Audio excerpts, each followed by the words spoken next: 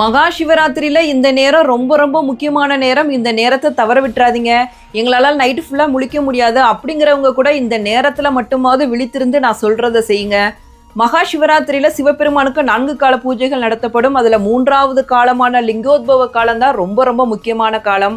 இந்த நேரத்தில் சிவபெருமான் பிரம்மாவுக்கும் விஷ்ணுவுக்கும் இடையே ஜோதி பிளம்பாக காட்சியளித்தார். இந்த வருஷம் லிங்கோத்பவ காலம் 12:16 மணிலேருந்து 1:06 மணி வரைக்கும் இருக்கு. இந்த நேரத்தில் என்ன பண்ணணும்னா ரொம்ப ரொம்ப முக்கியமானது, நம்ம முதுகு தண்டுவடத்தை செங்குத்தா வைத்து அமர வேண்டும். அதான் நேராக இருக்கிற மாதிரி வைத்து அமர்ந்து சிவபெருமானோட பஞ்சாட்சர மந்திரமான ஓம் நம சிவாயா அப்படிங்கிறத சொல்லி தியானம் பண்ணுங்க. இல்லை எங்களுக்கு தியானம்லாம் பண்ண முடியாது அப்படின்னா சிவபெருமானோட மந்திரத்தை மட்டுமாவது இந்த நேரத்தில் ஜெபித்து முதுகுத்தண்டு நேராக இருக்கிற மாதிரி வைத்து அமருங்க.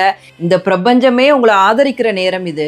சிவபெருமான் இந்த நேரத்தில் எப்படி ஒளி சக்தியாக காட்சி தந்தாரோ அந்த ஒளி சக்தியான உயிர் சக்தி நம்மளோட முதுகெலும்பு வழியாக மேலே செல்லும் நேரம் இது.